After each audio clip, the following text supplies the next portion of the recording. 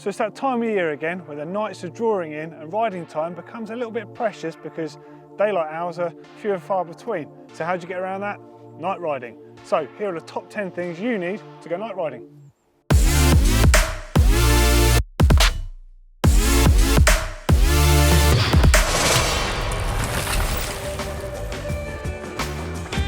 First things first is you're going to need a decent set of lights, and what I mean by a set of lights is one on your helmet and one on your bars.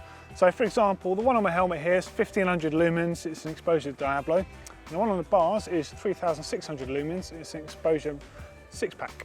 So the thing with these is this is really like your main beam, and it's got a little feature on this that hops up to 4750 lumens just to really sort of give you some night sun out on the trail there. But you do get some blind spots when you're riding with the light just on your bars, so the helmet light can help fill that in. And some people ask, why couldn't you just have a more powerful helmet light? Well, the reason for that is they're going to be so big and heavy that you can't really have that on your helmet. So you need two decent lights. And also, if you're riding to the trails, don't forget to have a decent rear light as well, and make sure you're wearing something reflective. Once you've got your lights, make sure you learn them, know how long they take to charge, and know how much burn time you have. What I mean by the burn time is how long you can run them on maximum power, so you can base this on your ride length.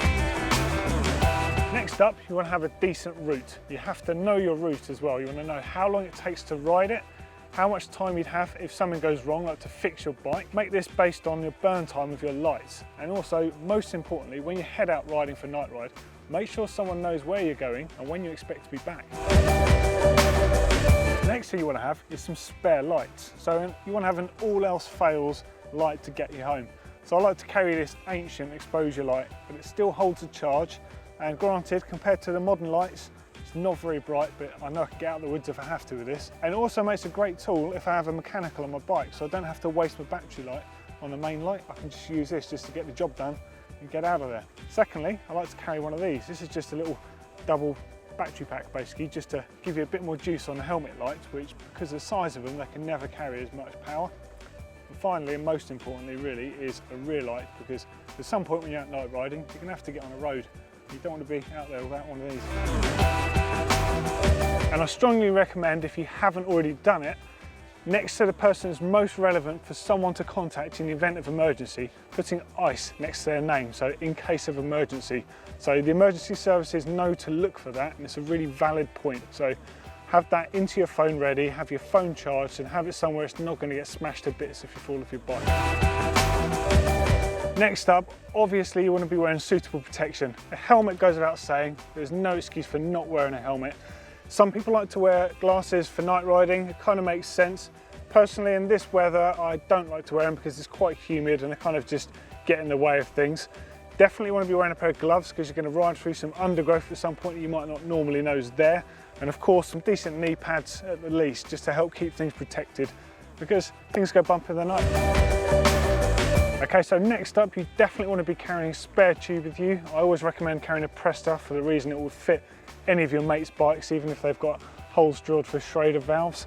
And at the same time, you want to be carrying a pump. That's the best way to really re-inflate your tyre. But if you're in a hurry and you've got minimum burn time left in your lights, CO2 cartridge is the way to get your tyre inflated super fast and get back on the trails. So having all three with you is the best bet. But again, if you can, use your pump. Save these for emergencies.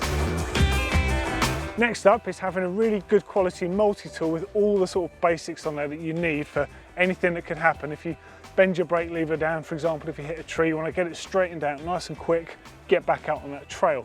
Of course, you need to have it in an easy to access place. I don't recommend carrying them in your pockets, just for obvious reasons that it can hurt if you have a crash. So make use of one of the sort of hip pockets that you get on a modern riding bag. So you don't even need to take the bag off to access this.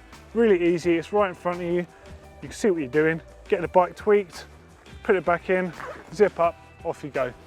Nice and simple, no faffing around trying to find it at the bottom of your riding bag. Okay, so this is a bit of an odd one, but it's definitely one you should make sure you do before you go night riding, and that's to have a rendezvous. So what I mean by that is, for the people that are riding with you, you want to make sure that if you get lost or anything happens, you know where the meeting point is and you will wait for each other there before continuing.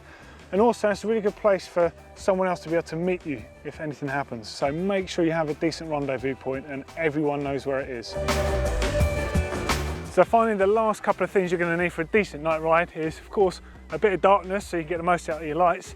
And secondly, most importantly, a riding buddy. You don't really want to be going riding at night on your own, because if you have a big crash and knock yourself out, you are in trouble. So, hey. All right. Yeah, good. Ready to hit trails? Let's do it. Sweet.